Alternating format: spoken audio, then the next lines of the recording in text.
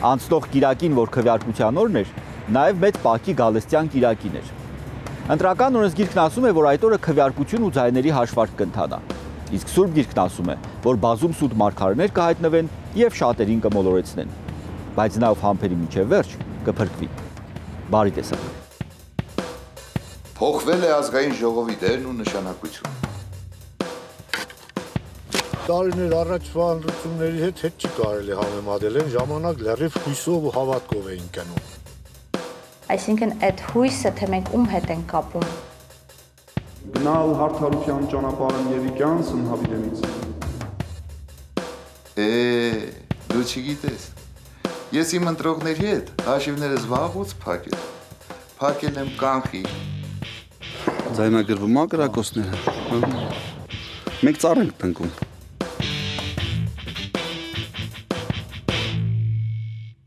Եվ այսպես ընտրության առարկան այսօր մեծ դասամիջոց կվերցնի։ Քանի դեռ հայտնի չեն քվեարկության վերջնական ու պաշտոնական արդյունքները, խոսենք այն մասին, ինչ հայտնի է։ 5-րդ գումարման ազգային ժողովի բոլոր падգամավորները, ըստ պաշտոնական հայտարարագրերի, 2016 թվականին ունեին ավելի քան 43 միլիարդ դրամ։ Այս թիվը անցնող 4 տարիներին մի փոքր պակասել է։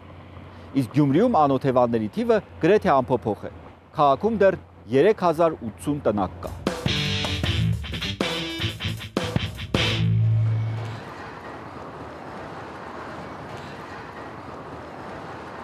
Քաղաքական գործիչներին կեսին կսիրեն, կեսին չեն սիրել, կեսին կընկալ են, կեսին չեն ընկալ, հետո որ սկսենք դիմակներ ունենալ, կեսը պիտի նեղենա, կեսը չպիտի նեղենա։ Գյումրին մեջ տունն է նախաձեռնության համահիմնադիր Արսեն Վարդանյանը կրթությամբ իրավաբան է։ Ամեն ընտրության ծանոթներն ու ընկերները նրա ակտիվությունը տեսնելով կասկածում են, թե հաստատ մտքին մի բան կա, թեկնածու է առաջադրվելու։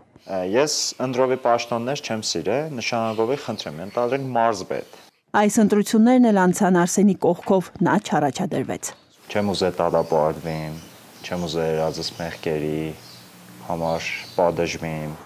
Խորհրդարանական այս ընտրություններին Շիրակի մարզը մասնակցեց հայտնի ու անհայտ դեմքերով եւ անցածից գրեթե չտարբերվող խոստումներով։ Համարյա թե նույնն է, նույն սադերն էր, էլի։ Ու նոր սադերը մեկ քիչ էր, նաեւ դու չսեմ կարիքը կար, բայց ինչ որ պակասություն զգացենք այս անգամ, հա։ Տարապես շոֆեր չեմ եղել,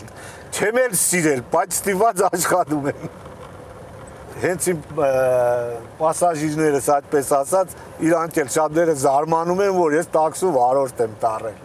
Ով չի ճանաչում կամ չի հավատում վարպետ Ավագը աշխատանքային գրքույկն է մեջտեղ բերում։ 10 տարի է, որ տաքսի է վարում։ 90-ականներին անգամ ընտրական գործընթացներին էր մասնակցում։ Հանձնաժողովի անդամ է եղել նախագահական, խորհրդարանական ու թիմ ընտրություններում։ Տարիներ առաջվա ընտրությունների հետ չի կարելի համեմատել, այն ժամանակ լրիվ հույսով ու հավատքով էին կնում։ Հիմա բոլորը անտարբեր են։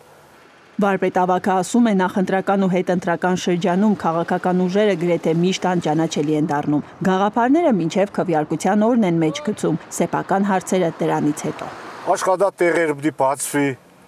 բայց թե երբ։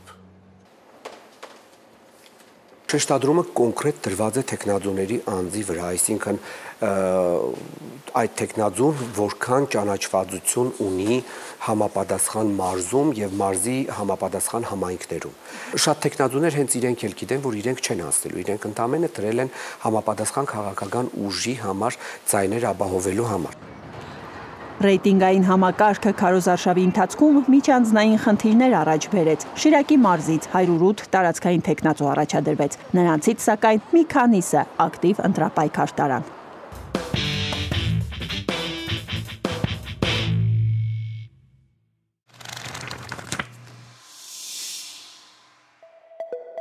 Հայաստանի Հանրապետության նոր սահմանադրությամբ երկրի կառավարումը նախագահականից անցել է դեպի խորհրդարանական համակարգ։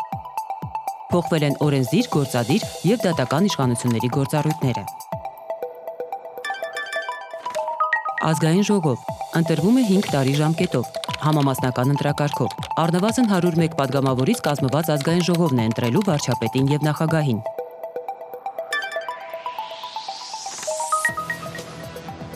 Վարչապետի տեխնացու առաջադրում է կայուն խորհրդարանական մեծամասնություն կազմած քաղաքական ուժը։ Վարչապետի եւ կառավարության լիազորություններն ավելացել են։ Պատերազմի ժամանակ զինված ուժերի գերագույն գլխավոր հրամանատարը վարչապետն է։ Վարչապետն է գլխավորում նաև անվտանգության խորհուրդը։ Հանրապետության նախագահը ազգային ժողովի կողմից ընտրվում է 7 տարի ժամկետով։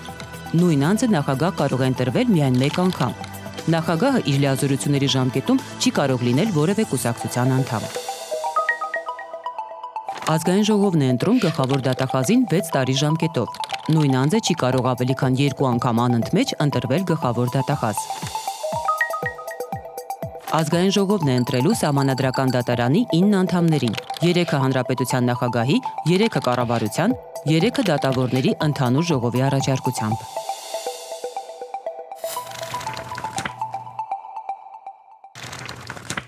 Եվ այսպես մենք ունենում ենք նոր, ավելի լայն լիազորություններով օժտված ազգային ժողով։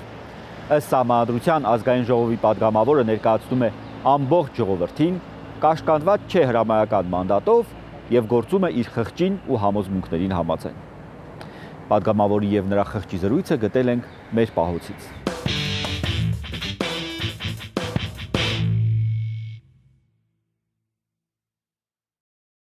Քեզ որ կանչում են, ինչու չես բարի աճում ժամանել։ Դե գործ է անում, վերջացնեի գալու է։ Սեղմածդ կոճակ չի, ընդունածդ օրենքի լրացում չի։ Լավ, անցնենք գործի։ Ես քեզ 305-ի գործով եմ կանչել։ Էդ ինչը, նոր մոդել է, կուրսի չեմ, ես դեռ իմ հին Նիսանս եմ քշում։ Չհասկացար, ասում եմ ինչ պատգամավոր ես ընտրվել, 305 անգամ ձեռնպահ ես քվեարկել, դա ինչ է նշանակում։ Հա, էդ են ծայրի կնոպկի հետ ես, էդ իմ ամենասիրած կնոպկին է։ Հենց սկզբից ասել են, ոչ շիշը վարվի, ոչ քյաբաբը, վերջինի սեղմի, ձեռնպահ։ Քյաբաբ կերած կաս, կներես։ Հավել, եթե բոլորը ինձպես վարվեին, մեր շատ օրենքներից խոսքը մեր մեջ, վարված քյաբաբի հոտ չեր գա։ Լավ, ենթադրենք ինձ հանգստացրեցիր, բա մնացածին։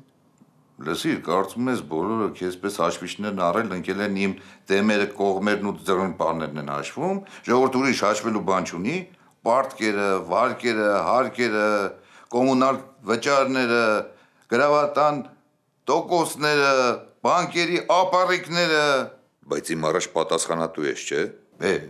Կրակն ընկանք, որ խիղճ ունենք, պետք է ամեն օր տանջես։ Արարքների համար պատասխան տալը տանջանք է։ Իսկ ինչու էր ընտրողներիդ խոստումներ տալիս, որ ակտիվ կլինես խորհրդարանում, որ հետամուտ կլինես, հարցադրումներ կանես։ Դու չգիտես։ Ես իմ ընտրողների հետ հաշիվներս վաղուց փակել եմ։ Փակել եմ կանխիկ, անմիջապես եւ ամբողջությամբ, հենց ընտրությունների օրը։ Այնպես որ ոչ ոք չի կարող ասի, ես քեզ ընտրել եմ, այս ինչ բանն արա։ Լավ, իսկ հիմա ինչու ես ուզում նորից հայտնվել խորհրդարանում։ Այդա ուրիշ բան։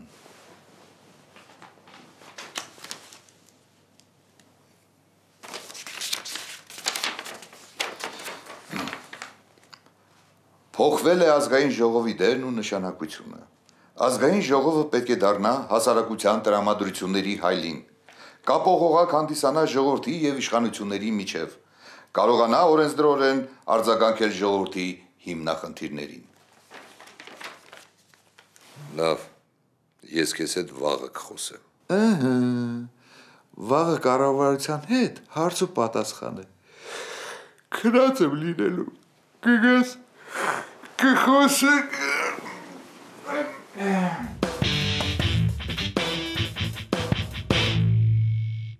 Ձայնագրվում է կրակոցները։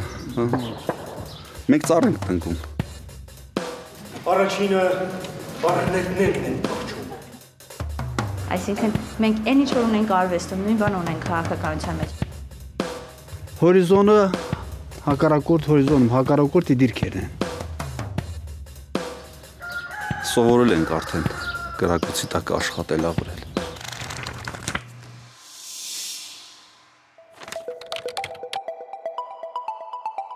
Հայաստանում ընտրական իրավունքի խախտումները պատժվում են քրեական եւ վարչական օրենսգրքերով։ Տարածված խախտումներն են ընտրությունների արդյունքները կեղծելը, մեկից ավելի անգամ կամ այլ անձի փոխարեն քվեարկելը, քվեարկության գաղտնիությունը խախտելը, ընտրակաշարք առաջարկելը, տալը, վերցնելը։ Վստահված անձի, հանձնաժողովի անդամի, դիտորդի կամ լրատվամիջոցի ներկայացուցչի աշխատանքին խոչընդոտելը։ Խախտումների մասին պետք է դիմում ներկայացնել ընտրական հանձնաժողով, կցելով հնարավոր բոլոր ապացույցները։ Բողոքը քննող հանձնաժողովն ի պաշտոնե կարող է լրացուցիչ ապացույցներ հայթայթել, սակայն դիմողը պետք է կարողանա ապացուցել իր ներկայացրած փաստերը։ Օրենքում սա կոչվում է ապացուցման բեռ։ Եթե դիմում ներկայացնողը չկարողանա համապատասխան փաստեր բերել, կարող է նաև պատասխանատվության ենթարկվել, կախված իր ահազանգի աստիճանից։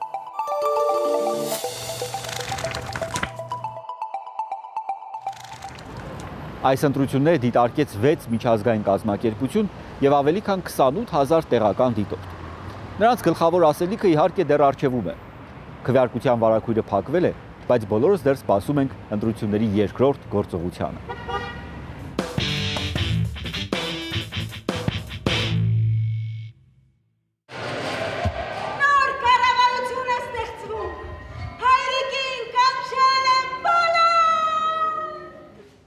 Հակոբ Պարոնյանի անվան թատրոնի դիմահարդարն ու վարսահարդարն այս երեկո շատ անելիք ունեն։ Առաջին գործողությանը դերասանուհուց պիտի մի խեղճ կին սարքեն, իսկ երկրորդում փարթամ մեծահարուստ։ Դու չես կարողանում ասում լինել ասելով, ես իմ արվեստով հեռու եմ։ Չէ, դու պիտի լինես դրա մեջ, դրա մասնիկը։ Դու պիտի ցույց տաս վերքը, որովհետև արվեստագետը իր բնույթով ազնիվ է ու անվախ։ Այդ ցավոտ վերքին Հայաստանի թատրոնները սովորաբար կպչում են կատակերգությունների միջոցով։ Թեմաները տարբեր են՝ սոցիալական անարդարությունից մինչև արտագաղթ։ Ընտրությունների ժամանակ նման ներկայացումների պահանջն ավելանում է։ Մարդիկ ցերեկը քարոզչությանն են հետևում, իսկ երեկոյան դիտում քաղաքական կատակերգություններ։ Մեր կյանքից թատրոնը չի պակասում, համոզված է Միհր թատրոնի համահիմնադիր Շողակաթ Մլքե Գալստյանը։ Բոլոր քաղաքական գործիչներն ու կուսակցությունները երկու գործողությունից բաղկացած բեմադրություն են անում՝ ինտրիգային դիալոգներով, ֆարսի էլեմենտներով եւ հուզիչ ֆինալով։ Ես կարամ ասեմ, որ թատրոնից վերցվել են մոնոլոգները, այսինքն այդ տեսակը, խոսակցական, ու ցավոք սրտի դիալոգները չեն վերցվել։ Այս ընտրություններին էլ քաղաքական քարոզիչներն իրենց խոսքը ամբիոններից փոխանցեցին ներքև։ Անկեղծություն, սակայն բեմադրիչը չտեսավ։ Դերասան հանդիսատես կապը խզված էր։ Մարդը կարող է ներկայացման, չհավանի ներկայացման, բայց վերջում գոռա բրավո։ Այսինքն մենք այն ինչ որ ունենք արվեստում, նույն բան ունենք քաղաքականության մեջ։ Տիկին մինիստրուհին ներկայացման պրեմիերան տեղի է ունեցել 2014 թվականին։ Հանդիսատեսը չի ձանձրացել ագահ ու քաղքենի մինիստրուհու կերպարից, եկել է ու բրավո գոռացել։ Սերբ դրամատուրգ Բրոնիսլավ Նուշիչն այս պիեսը գրել է 100 տարի առաջ, կարծես հենց հայ հասարակության ու հենց այս օրերի համար։ Զարմանալի բան չկա, հասարակ չինովնիկին նախարար են նշանակում։ Նրա երջանկացած կինը մոռանում է անցյալն ու աղքատ ազգականներին եւ ապրում բուռն բուրժուական կյանքով ի տես բոլորի։ Դուք պետք է ջանք չխնայեք, որպեսզի մինիստրն իմ պաշտոնը բարձրացնի։ Շատ սովորական վիճակ է հատուկ մեր եւ այսօրվա իրականությանը եւ երեկվա եւ կարծում եմ նաեւ վաղվա։ Դժվար է գտնել մի որևէ հաջողված գործ, որտեղ չլինի քաղաքականություն։ Եթե ներկայացումը չունի այսօրվա ասելիք, դա կլինի Շեքսպիր, Շերվանզադե, թե Չեխով, ուրեմն նա պետք չի։ Քաղաքական բեմադրության առաջին գործողությունն ավարտվում է ընտրությունների օրը։ Երկրորդ գործողությունից հետո հանդիսատեսին, այսինքն քվեարկողին ամեն դեպքում հիասթափություն է սպասում։ Բեմադրիչ Շողակաթ Մլքե Գալստյանը կարծում է, որ եթե վերջը գիտենք, միշտ էլ հուսախաբ ենք լինում։ Կապ չունի, սիրո պատմություն ենք նայում Վերոնայում, թե ընտրություններ Հայաստանում։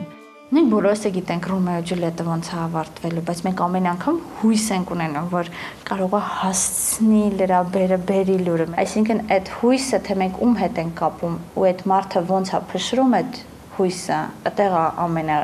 իմ համար լուրջ խնդիրը։ Ասում են, երբ նավը խորտակվում է, առաջինը առնետներն են փախչում։ Երկու գործողությունից բաղկացած տիկին մինիստրուհի կատակերգությունը քաղաքական գործչի դասական շրջապտույտ է։ Աղքատությունից դեպի պաշտոն ու հարստություն, իսկ հետո սրընթաց վայրեջք։ Հրաժարական տվեք։ Բոլոր նախարարներն էլ ի վերջո պաշտոնանկ են լինում, իսկ մինիստրուհու ստատուսին չհարմարված նրանց կանայք հնարավոր է նույնիսկ խելագարվեն։ Այդպես էլ լինում է, եւ մինչեւ վարակույր իջնելը ճոխ սենյակը կրկին հին տեսքն է ստանում։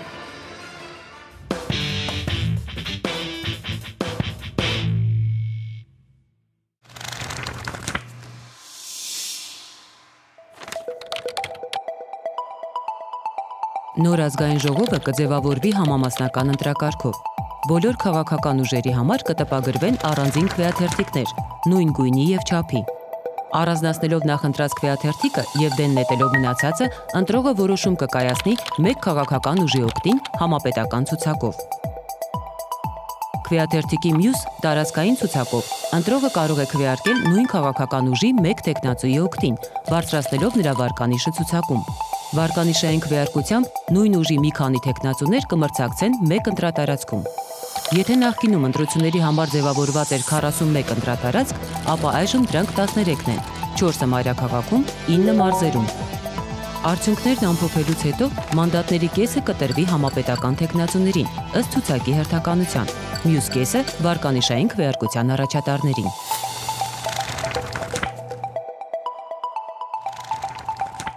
Անցնող 5-րդ գումարման ազգային ժողովի 131 падգամավորներից 89-ը նորից է առաջադրվել, ցանկանալով տեղ ստանալ 6-րդ գումարման խորհրդարանում։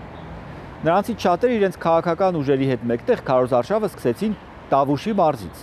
ի աջակցություն սահմանամերձ բնակավայրերի։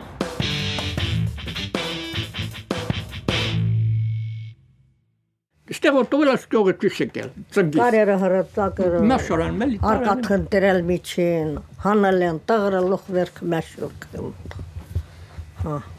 Մովսես գյուղի 86-ամյա բնակիչ Լևոն Անդրեասյանը պատմում է, ինչպես է 2 տարի առաջ իր էշով բանջարանոց գնալիս վիրավորվել ադրբեջանական գնդակից։ Կպաբոտ իստեղից տուց կողմից հանած ու էշինել կպավ ակարակ էշել ծախել էշինել ներքև ոդի տակին կպավ։ Շրջացի մի կերպ էշը ծամպել է շատ դեղված կեր։ Շրջացի վարասեմ կամ տունել մենար էշը պիրի։ Էշնել իրեք բոտո կաղ մարդեն։ Ինչ անեմ։ Մի կերպ շրջացի պիրավ, էշը պիրավ իրեք պրկեց։ Մովսեսը սահմանից հազիվ 1.5 կիլոմետր հեռավորության վրա է։ Այստեղ մարդիկ պատերազմ են տեսել ու սովոր են գրակոծների։ Ես ճակիս, եթե ավտոմատան ասեն քնա թուրքերի կրվի քնամ։ Հա, իմ արևա քնամ։ Սորել է 3-4 անգամ կրակեցին։ Հակին կարող է յոսոչ պոստերի վրա են կրակում, ուր են կրակում։ Գյուղը մենք խոսում ենք գրակոծներ են։ Ու ասենք ის ձայնագրվում է գրակոծները, հա։ Մենք ծառ ենք տնկում։ Գրակում են թող գրակեն ոչինչ։ Սովորել ենք արդեն գրակոծի տակ աշխատել ապրել։ Տեր Աբելը Մովսես գյուղի քահանան է։ Մեծ պահքի շրջանը համընկավ քարոզարշավին։ Քահանան պահքի շրջանում հեռուստացույց չի դիտում եւ ներքաղաքական իրավիճակին ծանոթանում է ժողովրդից, այցելուներից։ Ուզում եմ որ մարդիկ հիշեն, որ ընտրությունը կարևոր բան է, ասու կամքը ընտրության մեջ կա։ Լուրջ վերաբերվեն դրան։ Մեր ժողովուրդն էլ ընդհանուր քրիստոնեական մշակույթի բարոյական արժեքների վրա մեծացած եվրոպական ընտանիքի, հա, իրականության մեջ է։ Դրա համար ընտրության մեջ ասու կամքը տեսնելու ներքին մղում միշտ պիտի լինի։ Եթե չփխծվի։ Տեղամասային ընտրական հանձնաժողովի նախագահ Սարգիս Առաքելյանի տունը գյուղի ծայրին է, ադրբեջանական դիրքերին ամենամոտ հատվածում։ Օրվա գրակոծների ձայնը նայել է լսել։ Էս մեր հանդերն է։ Հորիզոնը հակառակորդ հորիզոնում հակառակորդի դիրքերն են։ Այս աջ կողմից մեր դիրքերն են։ Իսկ դիմաց ամբողջությամբ հակառակորդի դիրքեր են։ Այդտեղից կարող հիմա նայեն, տնան էսել process-ել կա ունենել հերադակ նայում, կարող ինչ որ բան կատարեն։ Մի քիչ առած գրակոծներ եղավ։ Գյուղի հողերի մի մասը հնարավոր չէ մշակել։ Ադրբեջանական նշանառության ներքո է։ Մովսեսը շրջապատված է ադրբեջանական 3 գյուղերով։ Սարգիս Առաքելյանը ընտրություններից այնպիսի արդյունք է ուզում, որ սահմանին մարդիկ ապրեն խաղաղ ու ապահով։ Նրանք ասում են՝ դուք հայ եք, մենք թուրք ենք։ Իցնե մենք թշնամիներ ենք։ Ինչ ուզում լինի, խաղացի մեր մեջ չի լինի։ Բայց գոն ես գրակոծները չի լինել այդ ան։ Ճանապարհ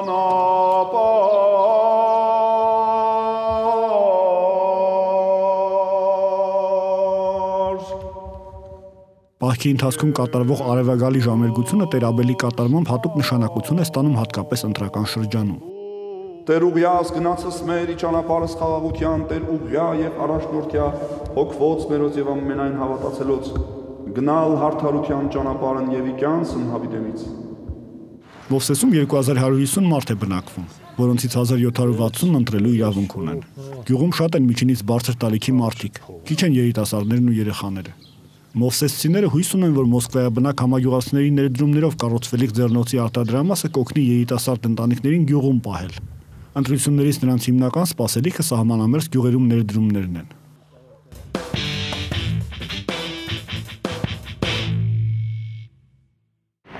Արդեն պատմություն դարձած ազգային ժողովը 2014 թվականին ընդունեց սահմանամերձ համայնքների սոցիալական պաշտպանության մասին օրենքը։ Իսկ ընդհանրապես 5-րդ գումարման ազգային ժողովը 10 նստաշրջանների ընթացքում 1078 օրենք է ընդունել։ Ամենահայտնի մերժված օրինագծերը Լեռնային Ղարաբաղի Հանրապետության ճանաչման, Մարտի 1-ի հանձնաժողովի ստեղծման, կոռուպցիայի եւ նվազագույն աշխատավարձի մասին են եղել։